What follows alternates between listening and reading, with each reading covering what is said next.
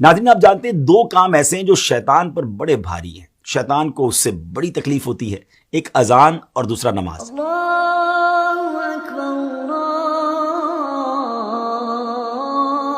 اکبر۔ جی ہاں، جب اذان ہوتی ہے تو شیطان کئی میل دور بھاگ جاتا ہے اور نماز تو اس کی ناک رگڑوا دیتی ہے، مگر ایسا بدبخت جو نماز اور اذان سے اتنی تکلیف محسوس کرتا ہو، اس نے ایک بار ایک بزرگ ہستی کو نماز کے لیے جگایا۔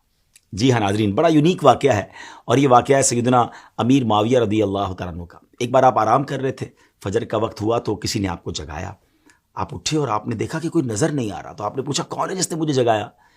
تو آواز آئی کہ میں شیطان ہوں۔ تو آپ نے کہا اے بدبخت، تیرا کام تو نماز قضا کروانا ہے، تیرا کام تو اللہ رسول کے کاموں سے دور کرنا ہے، تو نے مجھے نماز کے لیے کیسے جگایا؟ اب شیطان نے بہانے بنانا شروع کیے کہ میں تو پہلے سے ہی نیک تھا، میں تو پہلے سے ہی نیکی کے کام کرتا ہوں، میں تو نماز کے لیے جگانا پسند کرتا ہوں، مگر آپ جانتے تھے کہ یہ شیطان مکار ہے اور یہ اس کا کوئی خاص وار ہے۔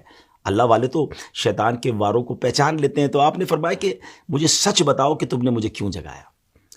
تو شیطان کہتا ہے کہ حضور بات یہ ہے کہ اگر آپ نماز کے لیے نہ اٹھتے تو مجھے معلوم ہے کہ آپ کو نماز سے کتنی محبت ہے، نماز قضا ہونے کی وجہ سے آپ خوب گریہ وزاری کرتے، اللہ کی بارگاہ میں خوب روتے، اور اللہ کریم آپ کی وہ گریہ وزاری کو قبول فرما کر آپ کو ایک نماز کا گناہ تو معاف فرماتا، مگر ہزاروں نمازوں کا ثواب بھی عطا فرما دیتا۔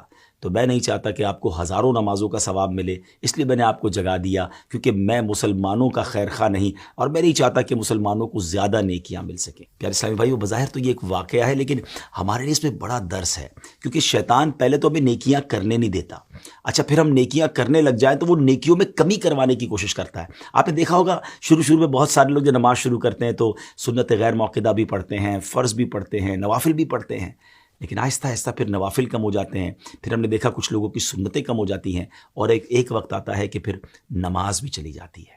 تو شیطان کے واروں کو سمجھیے، اول تو وہ نیکی کرنے نہیں دیتا، نیکی کرے تو اب اس نیکی میں کمی لانے کی کوشش کرتا ہے، وہ بڑا مکار ہے، ہمیں شیطان کے واروں کو سمجھنا ہے۔ اب دیکھیں نا، کچھ ہی دن پہلے کی بات ہے کہ ماہ رمضان میں سارے ہی تقریباً نماز پڑھ رہے تھے، روزے ہو رہے تھے، عبادتیں ہو رہی تھیں، مگر کتنی بڑی تعداد ہے جو اب رمضان کے بعد مسجدوں میں نظر نہیں آ رہی۔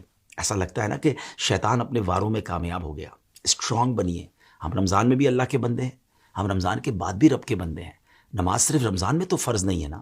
کتنی عجیب بات ہے کہ ایک چاند دیکھ کر ہم مسجد کو آباد کر دیتے ہیں، اور ایک چاند دیکھ کر ہم مسجد کو ویران کر دیتے ہیں۔ آئیے ایک بار پھر مسجد سے رابطہ جوڑیے، شیطان کے واروں میں نہ آئیے، بلکہ شیطان کو پریکٹیکلی جواب دیجیے کہ ہم شیطان کے نہیں، ہم رحمان کے بندے ہیں۔ اللہ کرے دل میں اتر جائے میری بات۔